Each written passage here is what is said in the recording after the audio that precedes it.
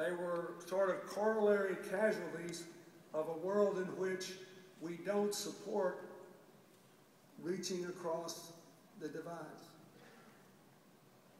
So how we manage our differences, number one. Number two, how we manage technology.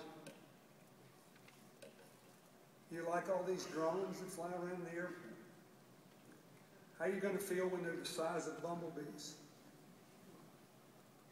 How can technology continue to be humanity's friend? And finally, how we manage our relationship to the earth, which is screaming at us to remember basic things like photosynthesis. If you want to put more carbon in the air, you need something breathing it back in so we can sustain the balance of the earth.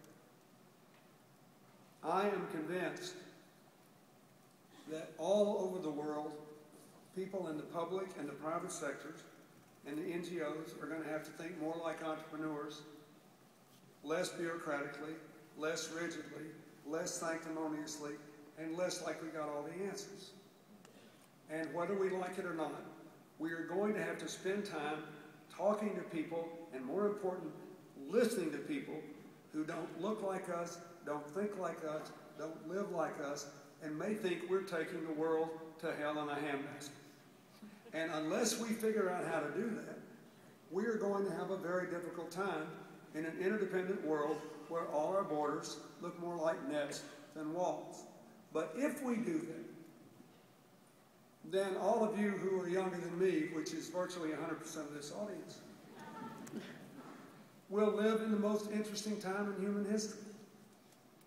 And this financial crisis will just be a bad dream that led a long hangover. It'll go away. The fundamental forces, the big trend lines, involve the battles of empowerment, inclusion, and entrepreneurialism on one side against the forces of inequality, instability, and unsustainability on the other. I'd give anything. I would give up having been president to be 25 years old and have a chance to chart a course through the next 30 years. It should be the most interesting time in human history. I wish you well, and I hope you make the most of it. Thank you.